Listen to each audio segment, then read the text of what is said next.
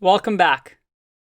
So far, we've taken a look at how JavaScript interacts with HTML and CSS, and we've seen that we've been able to change text, change styles, and interact with our web page.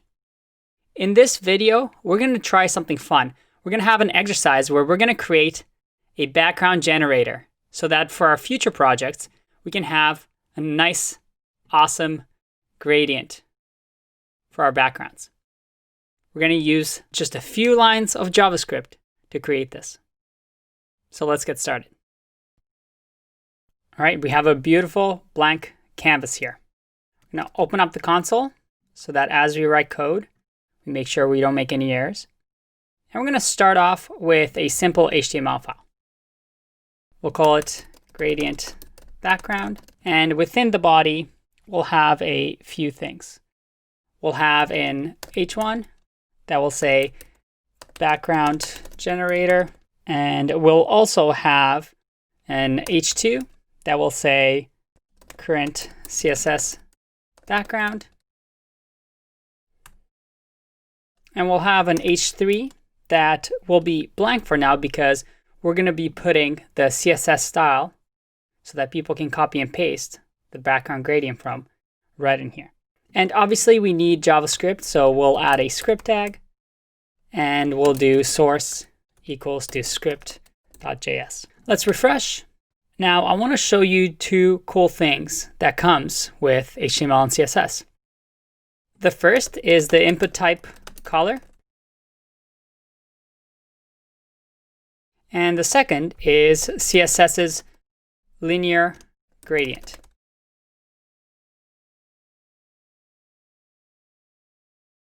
So CSS3 has these cool gradient backgrounds that we can do. So we'll use this syntax to create our gradient. And for the color picker, we'll use the HTML type color for the input to get a color picker. So we can do that fairly quick. Let's go right below the H2 and we'll create an input. And the type will be color. Name will be color1. And we can actually also give it a default value. So we'll do value and we'll just put in a random hex color. We'll do 00FF00. And we want to have two color pickers because the way gradients work, it goes from one color to the other. So we'll put another color picker. We'll save, change the name to color2. This time this color will have more red. And refresh. And there you go. We have our color pickers. Now the one thing I want to show you, I created a style sheet that I'll provide for you that will have some default style so it looks really, really good. And we can include that in our HTML file. We'll say link style.css. And if I refresh, well, we got an awesome background with our cool font and everything's centered. But let me just show you quickly what made the background have this gradient. All I did was have the background linear gradient, and you go to, and then you give it a direction. We want to go to the right, and we give it the starting color and the ending color. So that's the default color that we have. The rest is all just font and text aligning. So nothing too crazy, nothing that you can't do yourself.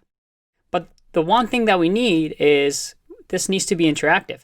If I pick a color here, well, I want it to change. Same for this one. And ideally, if I find a background that I really, really like for my app, I can print it out over here so I can just copy and paste the linear gradient and use that. So let's work on that. What do we know so far? We know that JavaScript can read from the DOM and it can affect it. So we want to read what the value, what the colors are of both inputs. And we want to put out a piece of text at the bottom here with those values in the CSS format. So it looks like we'll need to select 2 inputs, and then also select the H3 so we can enter some text here. Let's go to the script.js file. And the first thing we want to do is we want to select the H3. So we'll do var CSS equals document dot query selector. And because there's only one H3, we can just select H3. Okay, we also want to select the colors, and we should give it a class just so we can distinguish them. So I'm going to say class equals color1, and the other one will have class color2. So now we can do variable color1 equals document query selector, and we'll do color1. Again, it's a query selector, so we do class selector just like we do in CSS. And for color2, we do the same thing.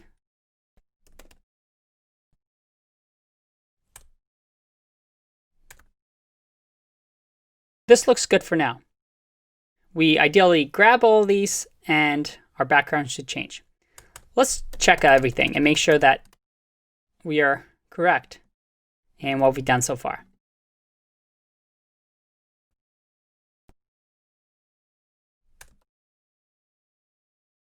Let's refresh the page.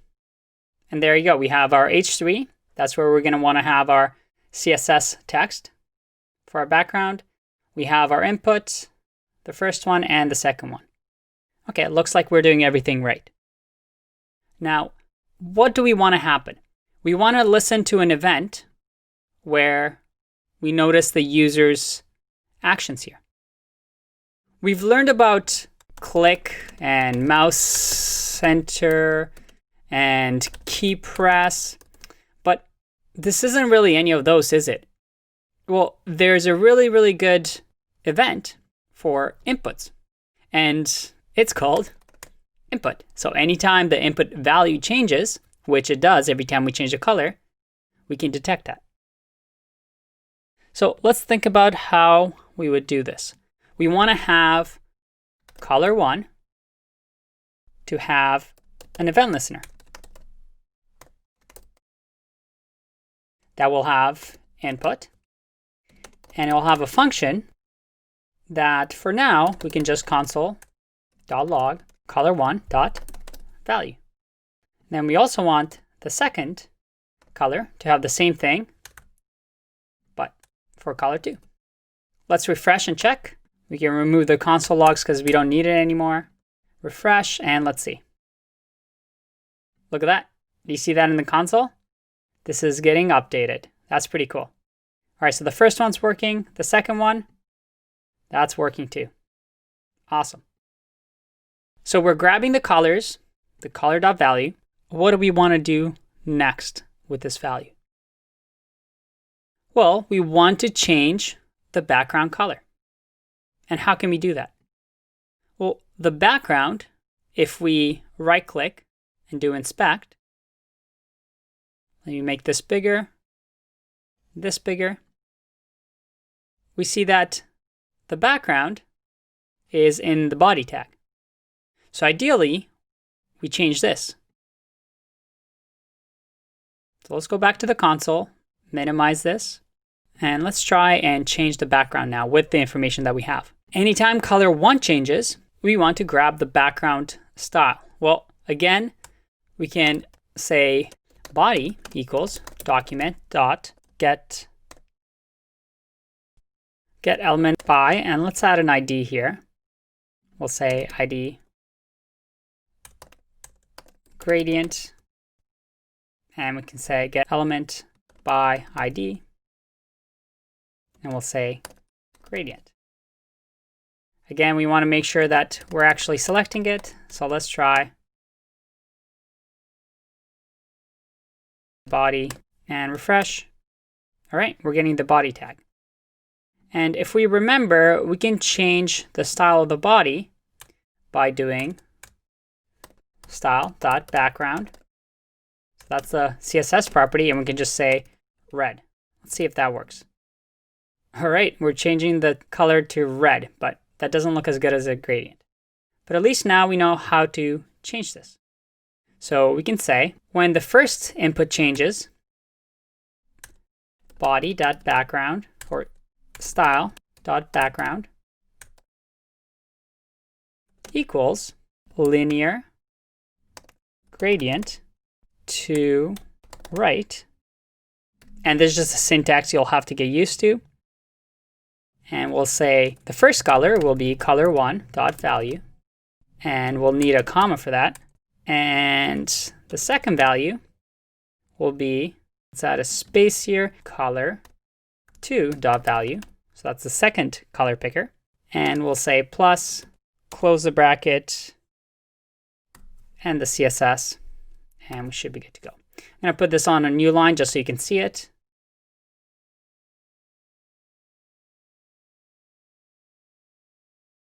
Perfect. And again, JavaScript doesn't see the semicolons here, so it just keeps reading line by line. Okay, so let's save and see if we did that right. I'm going to refresh. And actually, you don't need a semicolon here. So let's see if that works. I'm going to refresh, select the first one, and look at that. We got ourselves the gradient working. But obviously, we need to do the second one as well, because right now it's just console logging. Again, let's do the same thing into the second color picker. I save and refresh. We pick the first one, and we pick the next one. Look at that. That's really pretty. But that should have triggered something. We just copy and pasted the same lines of code. And if we remember, that's a big problem because dry. Do not repeat yourself. So how can we extract this function so that it's a lot cleaner? Well, very easy. We can create a function and we'll say set gradient. And set gradient will, as the name suggests, set our beautiful gradient. So now this function can just be called set gradient. And same for the second color. We can say set gradient. Look how much cleaner that looks. But let's see if everything still works. I'm going to refresh. I'm going to select, oh, and it looks like we broke something. See what we did here? This event of input gets triggered automatically and runs the function. We don't need to call the function because this input event is triggered automatically, and the second parameter automatically gets ran with the event. So now if I save this, select one, everything works. Again, just to reiterate, if we had called the functions like these, the first pass through, when the HTML document's loaded, it reads the script file and it goes through the lines. And when we add the event listener, we also set the gradient. But we want this to be called every time the input is selected. So again, our function is now like this. And we have ourselves a beautiful background generator. We're actually going to use this when we design our final project because, well, I think the backgrounds look pretty cool with this thing. Very cool. And you see how easy that was. Fairly fast, just a few lines of code. I want to show you one last thing. And that is, we've been using add event listener, which is the recommended way of doing things because we're keeping the JavaScript in the JavaScript file. But we could have also done, within the input, an onClick attribute or onInput attribute. So within here, I could have said, because we have this available to us, set gradient, I could have said set gradient. And also on the second one, we would do set gradient. So let's see if this works. If I comment these out, so I never add the event listener, and I refresh, see that it still changes. What is the difference between doing this and doing it this way? Well, the difference is that here we're adding JavaScript to HTML. Again, separation of concerns. And also, you can see here that we can only add set gradient. So this input can only have one onInput attribute. Versus here where we can keep adding different functions, different events. So this is a lot more extensible. But I wanted to show you that you can do that, and you can do an onClick function. It's just an HTML specification. When we get to the React section, you'll see that it has its own way of doing these type of events. So again, I'm going to restore that, refresh, back to our beautiful website. There's one other thing that we need to do, and that is we need to have the CSS at the bottom written here. That's very easy to do. We can just say css.textContent, which is new, you haven't seen it before, but we can just say body.style.background, and we'll add the semicolons. If I save and refresh, look at that. As we pick the gradient, we have this updating.